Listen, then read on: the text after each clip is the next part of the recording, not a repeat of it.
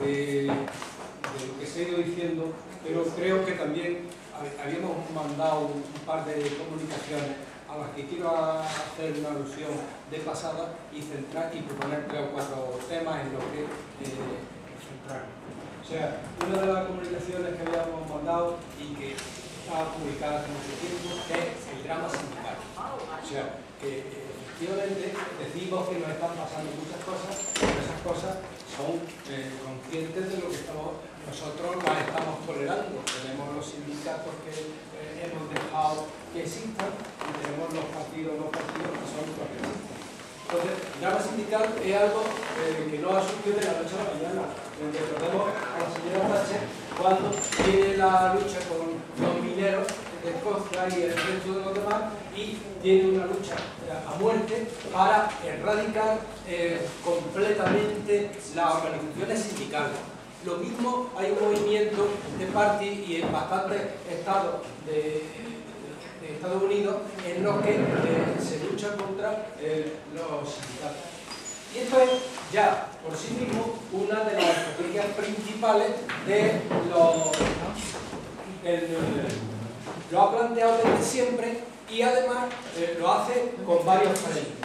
Por un lado, lucha frontalmente y lo plantea de esa manera, y por otro lado lo desprestigia y desde los medios de comunicación empiezan a decir que los sindicatos están especialmente subvencionados.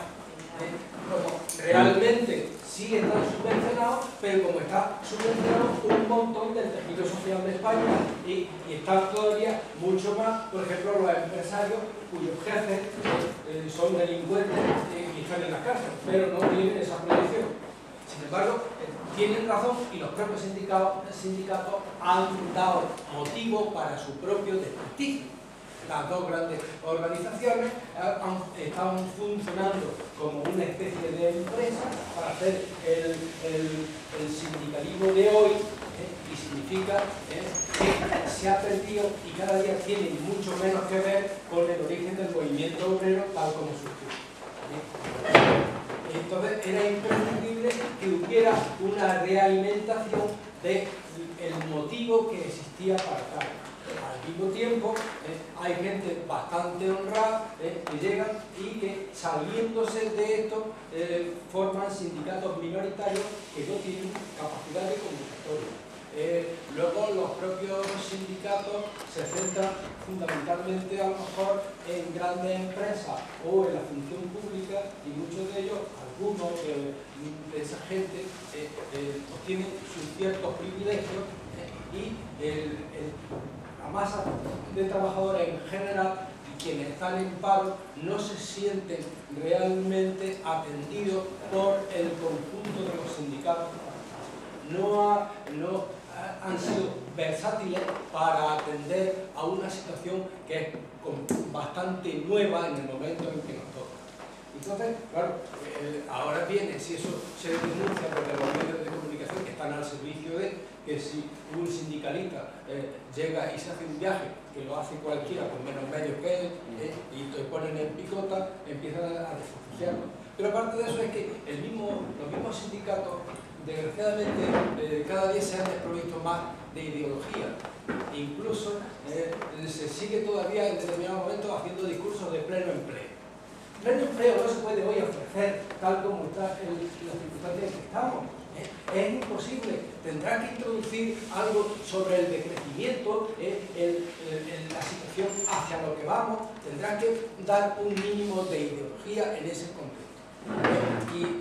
Y eso no se hace, y tenemos una serie de sindicatos que son un poco de hace bastante años, con una moral que no es la de entonces, sino que tienen otra cosa y que además se ha hecho una imagen proyectada desde los grandes medios, porque incluso al trabajador que sí es sindicalista cuando está en peligro su propio puesto de trabajo, pero que se vuelve contra los propios sindicatos cuando hay una huelga en el metro, ya los medios de comunicación han dicho que nosotros somos ciudadanos, no somos trabajadores, y cuando el sindicalista del metro pega el cerrojazo porque han hecho una sociedad, ni siquiera nos sentimos mismos consumidores cuando te han subido el 80%, el 70% o el 30%, una barbaridad.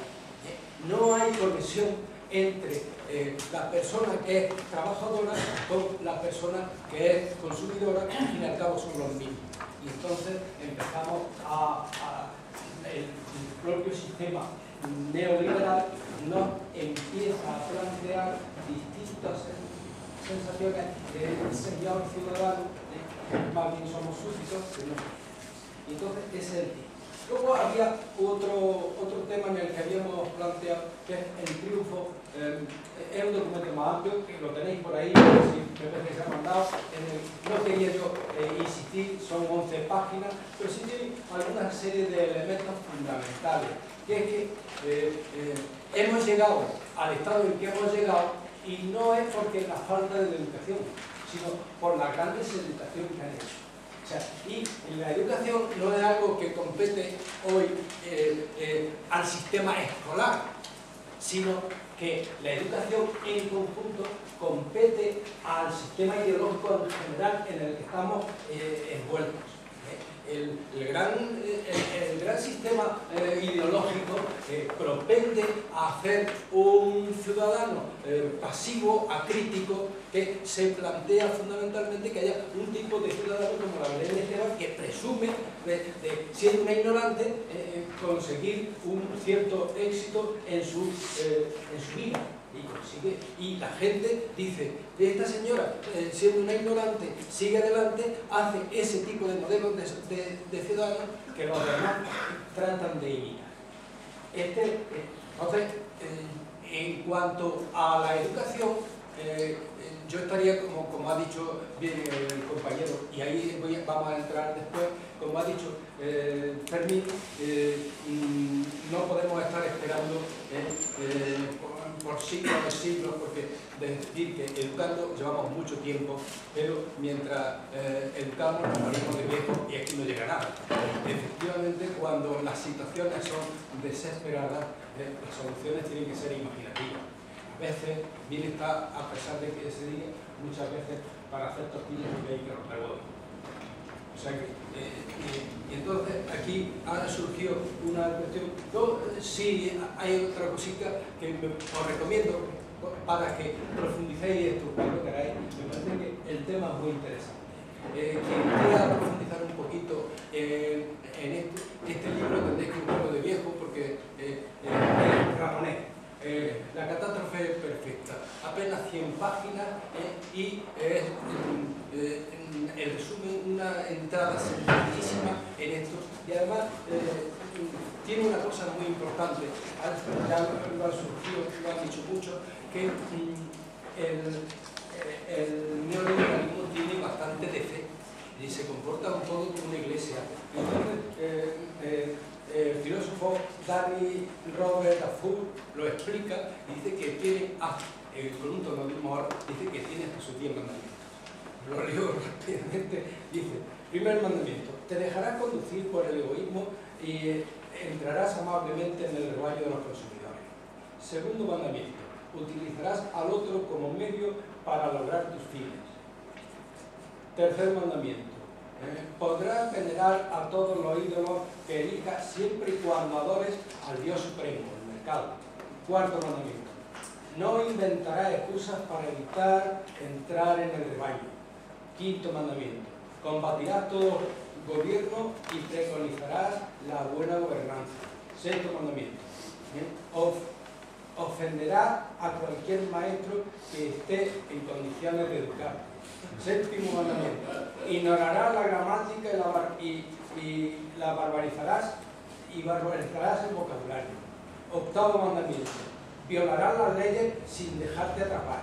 Noveno mandamiento, en materia de arte, derribarás indefinidamente las puertas abiertas por tu chapa. Y décimo mandamiento, liberarás tus pulsiones y buscarás el goce ilimitado. Es una...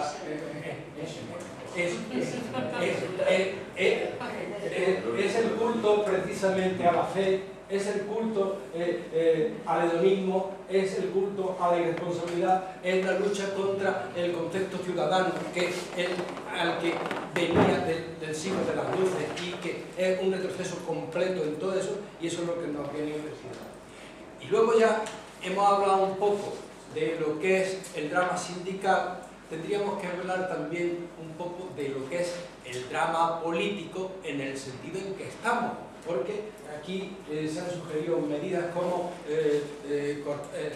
un día no alumbrar, otro día no hacer una cosa, y de alguna manera estamos tratando un poco de reivindicar. Tenemos el sentido de que un día va una marea de un color, otro día va otra marea de otro color, y si hay un análisis marxista más o menos de lo que ha ido pasando. Efectivamente, la conciencia que el neoliberalismo ha hecho siempre es no hablar de clases. Las clases ya no existen, y eso es mentira. Llega y se dice que tú eres el encargado, que tú eres gerente, que tú eres... pero al fin y al cabo eres un trabajador que depende de ese consejo de accionistas. Y se ha perdido el concepto de ser trabajador. Pero aparte de eso, luego hay otra cuestión que habría que actualizar, que es que la sociedad actual se ha hecho mucho más compleja, y a mí me parece que Manuel Sacristán, recogiendo un poco las aportaciones de Gramsci y lo demás, decía que la sociedad actual necesita varias emancipaciones. Y viene la emancipación de género, las reivindicaciones que hace el feminismo, viene la emancipación ecológica de los ataques que se producen un poco al patrimonio de las generaciones que vendrán, viene la emancipación pacifista con la agresión permanente que hay, y viene el tema del consumo, y viene una serie de cosas. Produce una diversificación que luego seguirán con él, con Francisco Arenas, Francisco del Buey y Griezmann, plantean también y Griezmann que redes que dan libertad. Entonces, aquí es donde llegamos al problema principal, que efectivamente todos esos valores que hemos planteado son necesarios, pero lo que ocurre es que quienes estamos en una situación que desgraciadamente cada mañana cuando vamos a salir no sabemos qué pancarta coger, porque estamos todos en todos sitios. Y lo imprescindible es de verdad que trabajáramos ahora por una síntesis mínima que nos unciera. Yo creo que efectivamente la palabra neoliberalismo o antineoliberalismo presenta problemas por eso, pero incluso defensa de lo público, que sería el valor esencial, es imprescindible. No vale todavía que sigan las mareas multicolores dispersas, sino que habría que ir hacia la marea cívica y recordar un poco que hoy me echan de mi casa, ayer me echaron del trabajo, pasado mañana tengo problemas con el banco, y otra serie de cosas que van dependiendo de la fecha. Y si no hay una urdimbre entre el conjunto de la ciudadanía contra esto, nos pasará como con el poema aquel atribuido a Bertolt Brecht, que ya vendrán por nosotros, por cualquiera de las entonces, en ese sentido, mi propuesta, después de decir las aportaciones que tenía, bueno, sí, me faltaba una cosa, y es que yo no tengo más mérito que ser un poco una meviola. Me decían cuando yo militaba en el partido que le daba muchas vueltas a ser cajetía. Y esto, lo que os estoy diciendo es consecuencia de haberle dado muchas vueltas a lo que he ido haciendo, militando en varias organizaciones. En el PSOE hacía mucho tiempo con Manolo, en la FET-UGT, en UCEA, el Movimiento de Renovación Pedagógica y más cosas.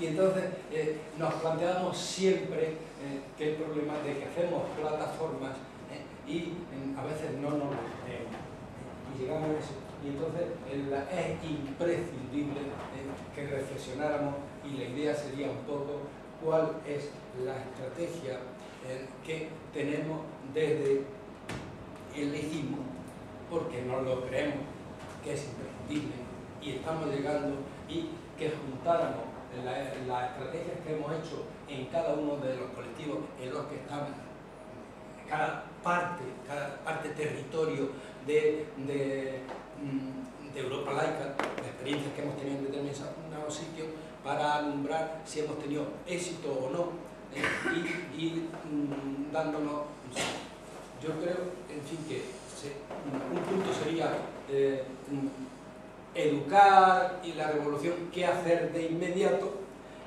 estrategias desde el laicismo hacia los movimientos sociales y convergencia, y todo ello centrado probablemente en torno a lo público. Un poco planteo esos tres, el concepto de lo público, educar, qué hacer, revolución o preparar qué, la relación con los movimientos sociales, tal como están, y luego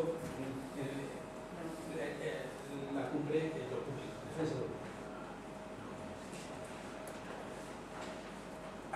Sí. Bueno, entonces entramos al principio por el tema de educar, revolución o qué hacer, porque esto no me... Bueno, yo quería decir sobre lo que ha dicho del neoliberalismo como religión y lo que tiene que ver con lo público. Claro que como en la anterior yo pensaba que era solo preguntas, yo iba a decir esto, pero no lo he cazado porque digo, lo dejo para el debate. Entonces ahora es tiempo casi. Vamos a ver, yo quiero decir dos cosas que tienen que ver, a lo mejor no concreto lo que has dicho, pero sí con los tres. Hay una cosa que me llama la atención de César, que lo ha dicho, que yo creo que está implícito en lo que ha dicho, pero no lo ha explicitado, yo se lo quiero explicitar, y es la caracterización del neoliberalismo como pensamiento único. Desde que cae la Unión Soviética, parece que no puedes hacer otra cosa que no sean políticas neoliberales, porque te dicen, no, ya se ha demostrado que es que otra cosa no funciona, y es falso. Y además, peor me parece que ni siquiera se puede pensar distinto de los términos neoliberales, o sea, porque si piensas en términos distintos, en el mejor de los casos te llaman utópico, en ese sentido peyorativo, o si no, directamente loco, no, tú estás loco, eso es imposible, eso no se puede ni pensar. Y en ese sentido yo no sé si el neoliberalismo sea una religión, pero sí que es una pseudociencia. Igual que ayer decíamos que es una pseudociencia tal cual, la astrología, yo creo que el neoliberalismo es una pseudociencia en el sentido de que se nos presenta como si fuera científico, y de hecho parece que si quieres hacer ciencia económica tiene que ser neoliberal, porque si no, no es ciencia. Y yo creo que hay que denunciar ese carácter pseudocientífico que tiene el neoliberalismo, porque se basa en un presupuesto falso que es el modelo del Homo economicus y un modelo de racionalidad, de costes-beneficios, como si no hubiera otra forma de pensar las cosas.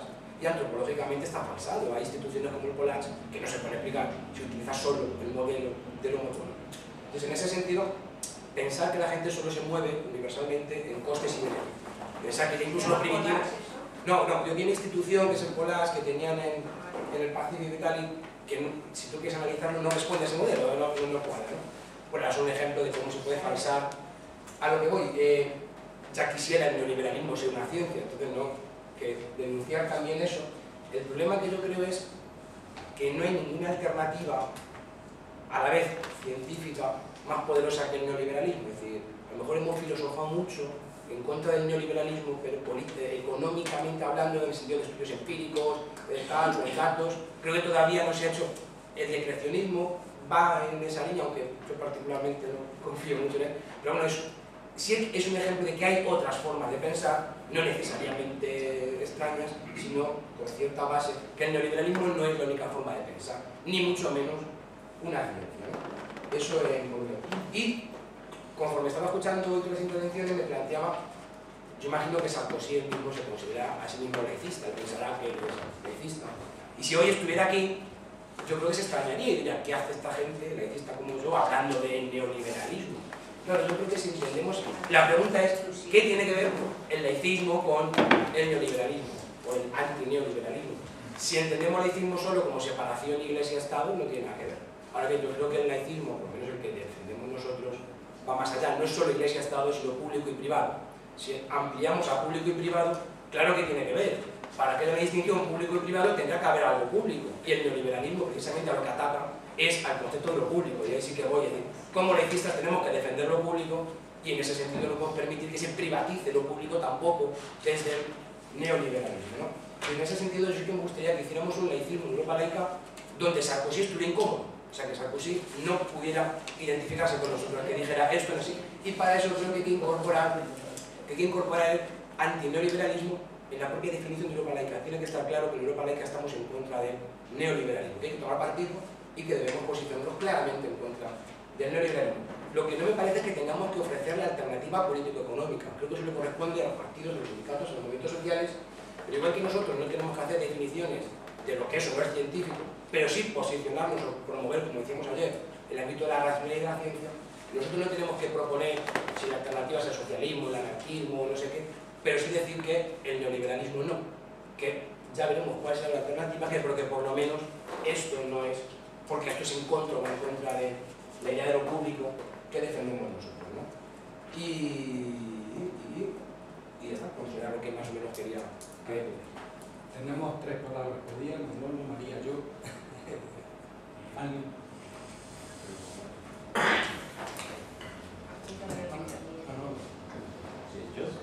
Yo simplemente quería exponer que en este tema de hoy tenía muchas notas, pero me voy a centrar solamente en la cuestión de que tenemos por un lado que recuperar el tema de lo político como un elemento fundamental en la construcción de ese futuro que, digamos, anhelamos y como, por tanto, contrario a ese homo económico que nos están imponiendo. Pero creo que tenemos que hacerlo también de una forma, por un lado, por supuesto, pues, como yo creo que hay que actuar, es decir, por un lado hay que ir denunciando las vulneraciones que se cometen, es decir, hay que denunciar el neoliberalismo como una estrategia que nos pisotea, que reduce nuestros derechos, que tal y que cual, pero también con una estrategia positiva, es decir, con una estrategia de decir, es que nosotros lo que buscamos, lo que planteamos, no tanto como alternativa política, que estoy de acuerdo con lo que ha planteado Andrés, que lo mismo que a nosotros en la ciencia y en la relación ciencia-laicismo no nos corresponde el tema de decidir qué es científico o no, que no es científico, sino que simplemente el laicismo es una apuesta por lo racional y por consiguiente la ciencia es lo racional y hay otros X que no son racionales y que por tanto pues nosotros es que no entramos en ello, vamos, le rechazamos ese tipo de irracionalidades. Pues en este caso exactamente lo mismo, es decir, no nos corresponde hacer la alternativa, pero sí introducir elementos de futuro en esa propuesta de futuro que se puede hacer. Y eso, claro, nos obliga a varias cosas. Nos obliga a intentar ver dónde va a ir cuajando ese proyecto de futuro. Es decir, quién es o qué va a ir conformando esa alternativa, esa propuesta. Porque ahí sí que tendremos que estar dándole bases, digamos, documentales, bases racionales, bases argumentales, para que efectivamente esa alternativa se produzca teniendo en cuenta ese planteamiento de defensa de lo público y de defensa de la laicidad como elementos fundamentales imprescindibles dentro del proceso democratizador que tiene que haber. Claro, eso para mí está claro. Ahora, ¿a dónde está eso? ¿Está en el movimiento en el movimiento 15M? ¿Está en el movimiento de las mareas? ¿Está en el movimiento de...? Porque resulta que estamos en una segmentación tan grande de los movimientos que ahí es donde yo hacía mi reflexión de decir es que es imposible estar en todos los sitios. Pues quizá nos corresponda a lo mejor pensar y decir, pues bueno, vamos a buscar. En Granada, por ejemplo, nos hemos planteado, vamos a ver, hay que si la marea verde, que si la marea blanca, que si la otra marea, que si no sé qué. Pues mira, vamos a apostar por todos los movimientos que defendan el tema de lo público, por un lado, genéricamente. Y vamos a intentar a ver si conseguimos, como estrategia nuestra, el que se vayan confluyendo ese tipo de historias, para que no haya mil, es decir, para intentar confluir como una estrategia también de acción importante que nosotros también tendríamos que hacer para aglutinar y para ir cerrando esas propuestas de futuro. Lo que pasa es que no sé, eso no lo sé, porque claro, porque si los movimientos con las constituyentes, lo otro, es decir, hay tal cantidad que a veces en el día a día es difícil de plasmar esas propuestas. Y si a eso le añade que no estamos gente en cantidad suficiente, y mira que en Granada pues tenemos más masa que en la mayoría de los grupos, ¿no? Pero sin embargo, a pesar de eso, porque la gente tiene también otras ocupaciones, tiene también otras militancias, tiene también otras historias, y a veces incluso no tenemos suficiente peso ni fuerza para poder intervenir adecuadamente en esa línea, ¿no?, de actuación, ¿no? Sí.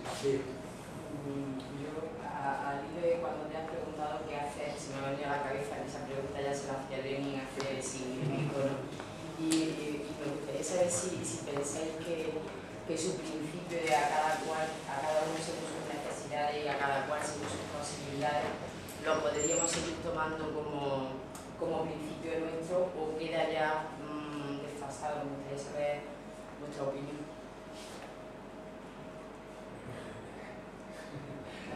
Ha sido cortita, ¿no? Perdonad un segundillo, que se me ha olvidado una cosilla, lo digo porque antes se planteaba incluso, es que lo estaba mirando y me acordaba. Esa estrategia que yo estaba planteando, digamos, como de Granada y tal y que cual, claro, nos está obligando a que haya, pues, compañeros que están en grupos, por ejemplo, pues, de stop represión, el grupo de defensa de la sanidad pública. En el tema de la escuela pública no es más difícil, porque resulta que aquí los que hay dentro del movimiento de la escuela pública no quieren saber absolutamente nada de lo laico, y nosotros tampoco estamos por estar ahí para estar siempre negados. Pero una de las cosas es, por ejemplo, en todas las movilizaciones y en todas las manifestaciones que se hacen, pues estamos intentando visualizar el tema de lo laico. Y entonces salimos con nuestra pancarta y salimos tal. Y salimos pues repartiendo nuestra información, repartiendo tal, es decir, haciendo una labor también de calle. Ya está, era lo que quería decir también. Digo, en esa línea, digamos, de decir propuestas, y propuestas además concretas, de acción. Sí, tenía yo pedía la palabra.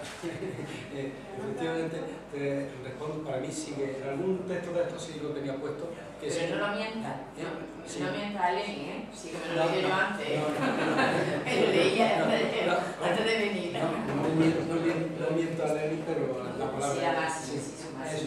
Entonces, lo que sí estoy de acuerdo, efectivamente, yo creo que Sarkozy ya se siente inconveniente, incómodo con nosotros, porque él era un aliado natural de Benedicto XVI, porque precisamente se ha pronunciado explícitamente por una laicidad inclusiva. O sea, que él está claro que nosotros tendríamos que hacerle, serle más incómodo por otras cosas más explícitas en las que lo público, que a él le da pánico, sea algún terreno más democrático y más en parte de todo. Efectivamente, el tema de la religión como pseudociencia, el neoliberalismo como una religión, aparte de eso, sí, ya lo decía, había contra la farsa del neoliberalismo Juan Francisco Martín Seco lo escribió hace 20 años. José Luis San Pedro dice exactamente que hay unos economistas que se preocupan de que los ricos sean más ricos, y otros economistas que se preocupan de que los pobres sean menos. Entonces, lo triste del caso es que en situaciones muy concretas, tanto los premios Nobel como todos los consejos de accionistas han ido siempre fichando a neoliberales y tienen una casta entre ellos que, no siendo mayoritario completamente, sí lo parece. Entonces, es una casta, una mafia que plantea como verdad única, como puede ser incluso, de alguna manera tenemos que decir, el Opus Dei en determinadas ciudades tiene metida a la gente y plantea que es el Opus Dei un poco la verdad o el factotum de ese tipo de organización, de ciudad donde están y están. Pero es por esa estrategia sibilina de estar en determinados momentos y te presentan como Goebbels, como verdad lo que no lo es, a fuerza de repetir, de oportunismo. Y era eso un poco lo que yo tenía que decir. César. Hace poco escribí un artículo bastante poder sobre el neoliberalismo, donde precisamente presentaba esa tesis. El neoliberalismo me parece una pseudociencia en el sentido que se basa en dogmas que no solo son teóricos, sino que se puede demostrar que son falsos. Hay datos que son falsos. No voy a está en nuestro poder. Los datos, vuelvo a remitirme al libro que os he dicho antes, hay una serie de empresas que ya se están organizando en función de otro sistema económico, otro modelo, otro balance el balance de la utilidad social, que demuestran sobre datos que teniendo el balance de la utilidad social no generan pérdidas para la empresa. Antes decía Manuel, creo, que no perdamos de vista que los derechos sociales requieren de capital, requiere que haya dinero. Pero es que un modelo económico basado sobre un balance diferente al actual, como es este balance y estos indicativos del bien público, no necesariamente generan pérdidas para las empresas, sino todo lo contrario, por un montón de razones. Cuando se valora una empresa y se beneficia una empresa que está favoreciendo la integración de las mujeres o la ecología o todo esto, por distintas razones que se analizan sobre datos, las mujeres están más comprometidas con el desarrollo de la empresa. La productividad depende, o el destino de la propia empresa depende también del trabajador que se siente responsable también en una organización participativa y democrática. Es decir, por un montón de razones, los datos dicen que esas empresas no solo generan utilidad pública, sino que además no tienen pérdidas económicas. O sea, que hay datos. El neoliberalismo es una pseudociencia, es una mentira. Por otra parte, y ya termino, antes hablabas de los sindicatos y de las acciones de los sindicatos y cómo se han ido politizando y todo, se han ido desvirtuando. La retórica del pleno empleo puede ser cómplice de la estrategia de pérdida de derechos. Y la retórica que están utilizando los sindicatos, esta del pleno empleo de la que hablabas, en muchas ocasiones es cómplice de la estrategia neoliberal para eliminar derechos sociales.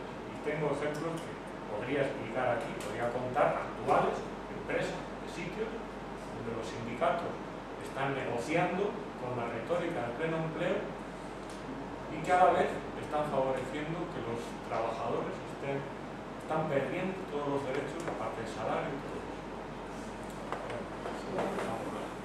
No le tengo que terminar antes, ¿no? Tú eres más importante. Uy, mira. Bueno, vamos a ver. Yo he ido tomando así alguna nota para un poquito. Andrés, que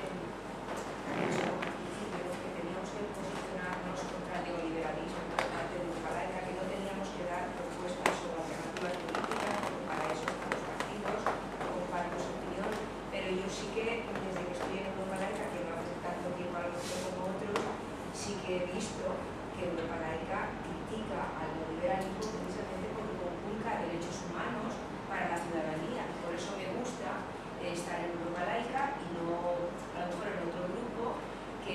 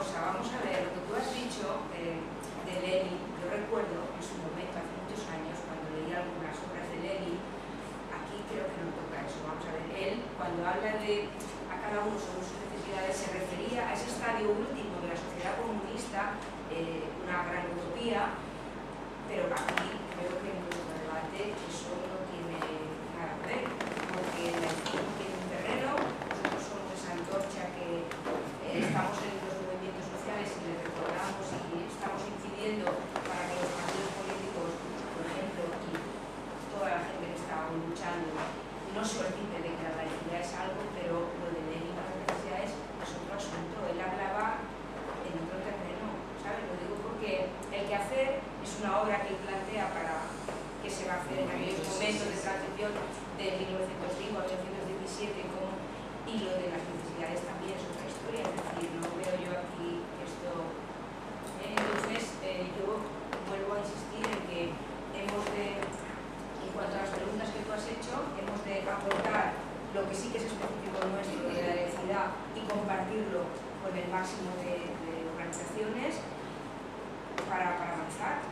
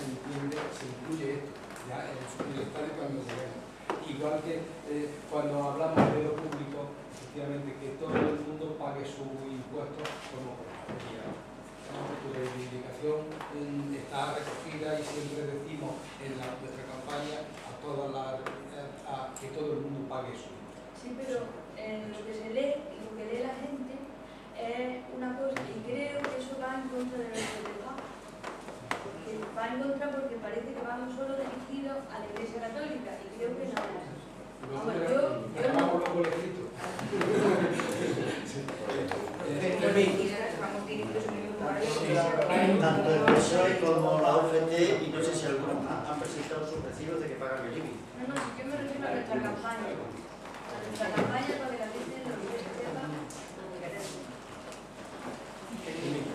Sí, primero sobre lo que es lateral, y yo creo que el tema fundamental de la discusión es cómo sobre la situación actual enlazamos laicismo en defensa del público, que hay que aterrizar. Y siendo que antes se haya hecho una intervención larga, pero creo que hace falta centrarlo ahí, que no es un problema de contraposición ideológica, sino defender algo material, un espacio público material donde efectivamente puede haber derechos reales. Pero sobre este, curiosamente, has hablado del drama sindical, del drama de los partidos políticos. Tiene que ver con principios laicos. Igual que decimos que lo particular no puede apropiarse de los medios públicos, separación público-privado, lo recíproco es que el Estado respete la independencia de las organizaciones de la sociedad civil, partidos, sindicatos, iglesias, porque si no vamos a un totalitarismo o un control o una falta de independencia. El problema que tienen nuestros sindicatos y nuestros partidos es que no son independientes. Y si tú no eres independiente económicamente, te debes al final. Y todas las negociaciones y pactos que está habiendo y aparecer en las fotos el Tosso, el Méndez y su madre le hacen el favor a Rajoy, pero ellos también se hacen su favor. Entonces ese es un principio laico, que la independencia de lo público respecto a lo privado, que tiene que protegerse, también en reciprocidad la sociedad civil no puede depender del Estado. Y ahí que cada quien se pague sus ideas y sus penas. Eso es lo que hemos hecho nosotros. Y luego, sobre lo que creo que sí deberíamos centrarnos, y ya lo siento si se lo era, porque creo que habría que aterrizar ahí, es lo que ha apuntado Manuel también. Es decir, ¿cuál es nuestra idea de presencia en los movimientos que está habiendo? Porque hay una realidad que se está destruyendo todo lo público. Y yo creo que ahí sí es recuperar el tema de ciudadanía, el de ciudadanía que es el terreno común de derechos y deberes, que si se destruye no va a ser posible, contra la privatización, porque está siendo una realidad de todos los días. No estamos hablando ideológicamente, es que todos los días. Y en ese sentido, yo creo que la defensa del espacio de todos, ¿cuál es nuestra perspectiva? Es decir, que lo de todos no puede estar sometido a intereses particulares, ni materiales ni ideológicos. Y está también el tema del laicismo. Porque todo lo que se particulariza tienen todos los derechos para imponer lo que quieran, porque por su terreno privado, si te quitan la sanidad pública, te dirán que en esa clínica, como es privada, te ponen el Cristo, lo que sea, y que te hagan firmar no sé qué para entrar. Igual que si toda la escuela se privatiza, y esa es la idea, pues evidentemente cada uno va a imponer su ideología. Entonces, la unión tenemos un interés real en confluir con todos los movimientos que defienden lo público, porque vuelvo a insistir, es la única posibilidad de que nuestros derechos sean efectivos, contra privatización material e ideológica. Pues está el laicismo, porque el laicismo lucha contra la privatización ideológica. Cuando se habla de espacio... Perdona. Marichi. Yo quería hacer un comentario, una reflexión respecto al tema del concepto, que es el tema de la ciencia, de la pseudociencia y la economía como ciencia. Yo pienso que se está abusando del término ciencia, porque una cosa es que planteemos el debate ciencia versus pseudociencia, porque dentro de la educación, como algo público, no debemos consentir que esta esté invadida por conocimientos y creencias particulares que están rechazadas como científicas, y en ese sentido sí tiene sentido ese debate.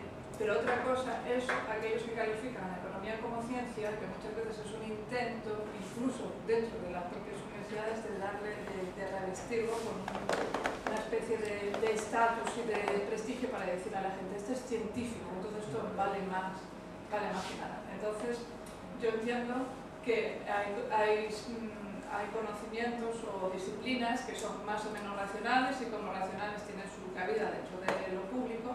En este caso, la economía que se está practicando, que se nos está imponiendo ahora, estaría, yo entiendo, dentro de lo irracional, pero creo que debemos tener en cuenta esto, que no todo lo racional tiene que ser científico. No sé si me explico. Que no entremos en hacer el juego a aquellos que defienden la economía como científico, igual que se utilizan otros términos, se pervierten para revestirlos de algo.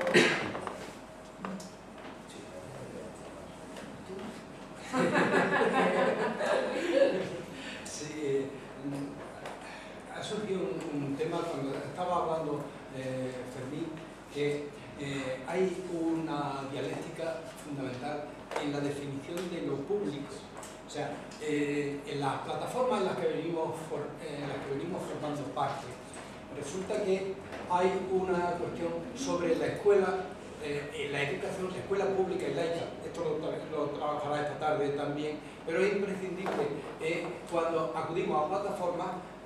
FED UGT define ya como escuela pública la concertada, y por eso abre la puerta a los idearios, a unos idearios que cada vez son más segregadores, y entonces tengamos que tener en cuenta que esas plataformas en las que hay intereses distintos, los sindicatos, como muy bien ha dicho Fermín, se presentan a elecciones y luego en función de eso reciben retribuciones.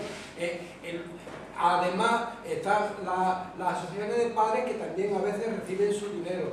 Y luego estamos los cuatro tontos que estamos los laicistas, que nos llevamos los papeles y nos dejan hacer porque somos tontos útiles en determinado momento, porque no competimos en el tema de los votos ni de lo demás.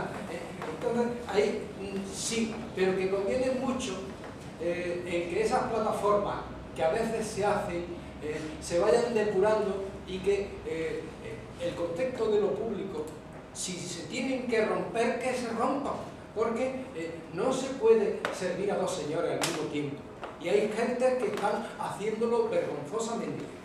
Y dentro del deber que tenemos con respecto a lo público, denunciar estrictamente a aquellos, en algunos sitios son PTOGT que no tienen empacho en llegar y firmar nuestra campaña de una escuela pública, la firman a nivel estatal, pero luego llegan de los sitios y hacen esas cosas. Esa es la doble moral, esa es la picaresca de este puñetero país desde siempre. Aquí es donde tiene que actuar la autonomía moral, la autonomía de las organizaciones y de las personas, de decir, por esto no transijo. Y es imprescindible porque esto tiene que ver mucho con la ética. Si no estamos estableciendo en la convergencia de los movimientos sociales unos valores éticos en que la palabra se corresponda con la acción, no vamos a avanzar mucho. Entonces, en eso sí tenemos mucho que llegar y plantear, me parece a mí necesario. Me he pasado, y Manuel... No, el espacio público. Yo creo que el mayor espacio público de un país es el espacio político. Y sinceramente, cuando se ve el funcionamiento del Congreso, yo me pregunto si verdaderamente es un espacio público. ¿Por qué razones? Cuando hay cosas que hay que comunicar al pueblo, no al otro partido que es la oposición, y que preguntan, denos razones, o explíquenos qué ha pasado ahí, y te dice, de eso nada, yo no hablo de nada de eso. Eso ocurre muy frecuentemente en el Congreso. No hablemos ahora, por ejemplo, de Valencia, donde hubo la historia del viaje del Papa, en fin, y que cuando le preguntaban cómo se ha pagado ese viaje y el gobierno entonces, no, de eso nosotros no hablamos. Pues no me digan que eso es un espacio público, es un club de políticos que entre ellos se dicen o no se dicen en función de lo que les conviene. Pero no es un espacio donde se está informando al pueblo de lo que está pasando, porque en todos esos asuntos que están pendientes hay dinero público, el dinero, digamos, de los ciudadanos. Estamos llegando a las 2, es buena hora para terminar. Yo he tratado de anotar aquí las cosas que habían ido diciendo, metiéndolo cada uno. No hemos sido tan rigurosos como a mí me hubiera gustado. Luego trata uno de escribir derechos sobre el retorno en estas cosas. Sí, decía un poco que habíamos trabajado un poco, teníamos un trabajo hecho sobre los movimientos sociales. Recordamos un poco que desgraciadamente todo lo que había sido los movimientos vecinales se rompieron rápidamente y a partir de aquellos momentos se alimentaron los políticos, se profesionalizaron los partidos y de aquellos vientos probados. Y lo cierto del caso es la necesidad un poco de regeneración democrática que decimos.